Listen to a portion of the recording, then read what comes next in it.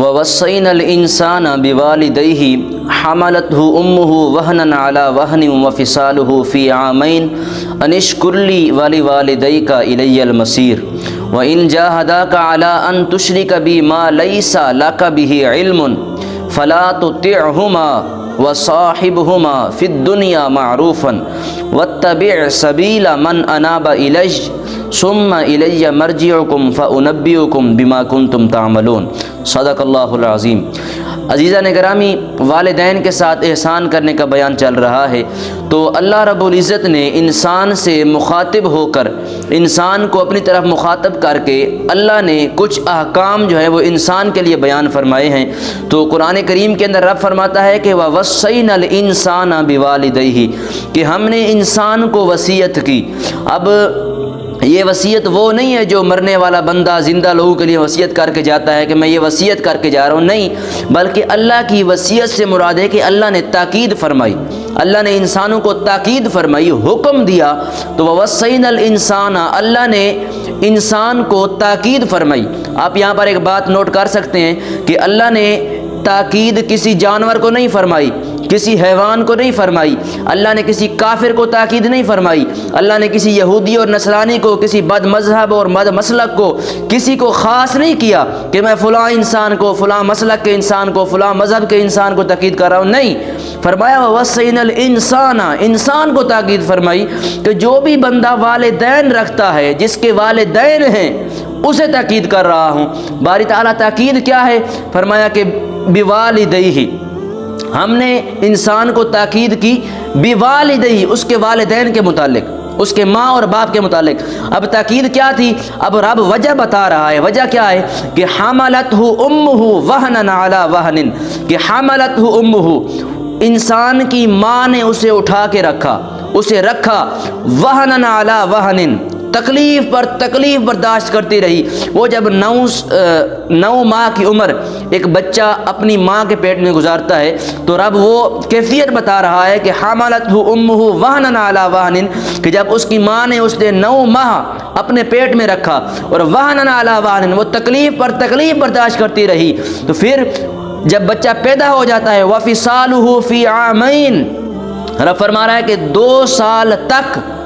اس ماں نے اپنے بچے کو دودھ پلایا، اپنا خون دودھ کی صورت میں پلایا۔ تو فرمایا کہ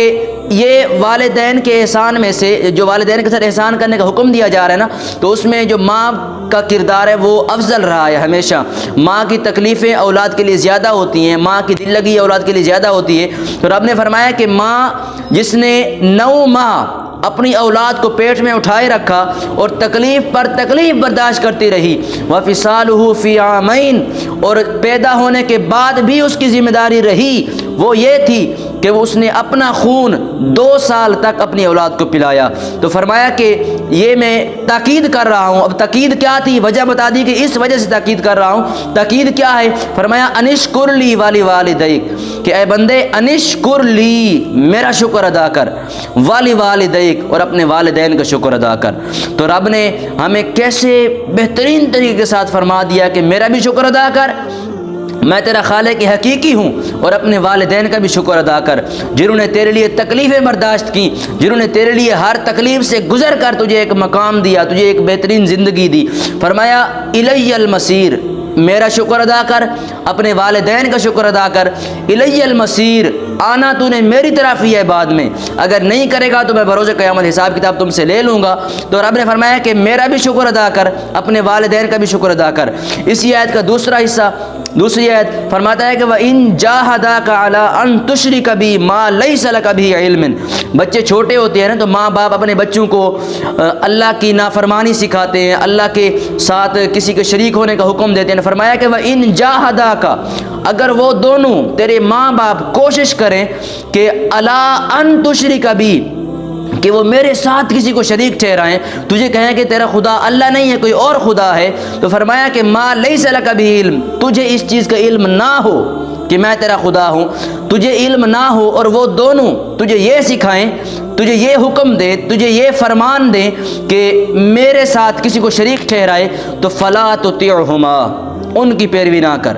ان کی اتباع نہ کر، ان کی اطاعت نہ کر، ہر معاملے میں ہر حکم میں ان کی اطاعت کر، لیکن جب وہ اللہ اور اس کے رسول کے خلاف کھڑے ہو جائیں پھر ان کی اطاعت نہ کر۔ فرمایا کہ وَصَاحِبْهُمَا فِي الدُّنْيَا مَعْرُوفًا، ان دونوں کی دنیا میں ہر اچھائی پر عمل کر، ہر اچھے حکم پر عمل کر، ہر اچھے فرمان پر ان کے ساتھ کھڑا رہے، ان کے ساتھ ڈٹ کے قوت کے ساتھ کھڑا رہے، لیکن جب وہ میرے ساتھ کسی کو شریک ٹھہرائیں، میرے محبوب کی اطاعت نہ کریں، نافرمانی کریں، پھر ان کے ساتھ احسان نہ کر، پھر ان کے ساتھ ان کی تابعداری نہ کر، ان کی اتباع اور اطاعت نہ کر۔ فرمایا کہ وَاتَّبِعْ سَبِيلَ مَنْ أَنَابَ إِلَيَّ، ہر اس کام کی، ہر اس حکم کی، ہر اس فرمان کی، ہر اس چیز کی، ہر اس عادت کی پیروی کر جو میری طرف لے کے آنے والی ہو، یعنی کہ میرے مطابق ہو، میرے حکم کے مطابق ہو، میں اس کے خلاف نہ ہوں، میرا محبوب اس کے خلاف نہ ہو۔ تو فرمایا کہ الیہ مرجعکم، جب تم یہ سب کچھ کر لو گے تو الیہ مرجعکم، آنا تم نے میری طرف ہے، لوٹ کر میری طرف آنا ہے تم نے، فأنبئکم بما کنتم تعملون، پھر میں تمہیں بتاؤں گا کہ تم نے دنیا میں کیا کیا تھا، تم دنیا میں کیا کیا کرتے تھے۔ تو رب تعالیٰ نے بڑے بہترین طریقے کے ساتھ ہمیں یہ ارشاد فرما دیا کہ جب تم میرا شکر ادا کرو، جب میرا شکر ادا کرو تو اپنے والدین کا بھی شکر ادا کرو۔ اور اسی طرح دوسری مقام آیت میں یہ بھی بیان فرما دیا کہ اگر والدین اللہ اور اس کے رسول کے خلاف کھڑے ہو جائیں تو پھر ان کی پیروی نہ کر، بلکہ میری اتباع کر، مجھے ایک مان، میری اطاعت کر۔ جب وہ میرے اور میرے رسول کے مقابلے میں کھڑے ہو جائیں تو پھر ہم دونوں کی اطاعت کر، میری اطاعت کر، میرے محبوب کی اطاعت کر، اور والدین کے حکم کو نہ مان۔ اللہ ہمیں عمل کی توفیق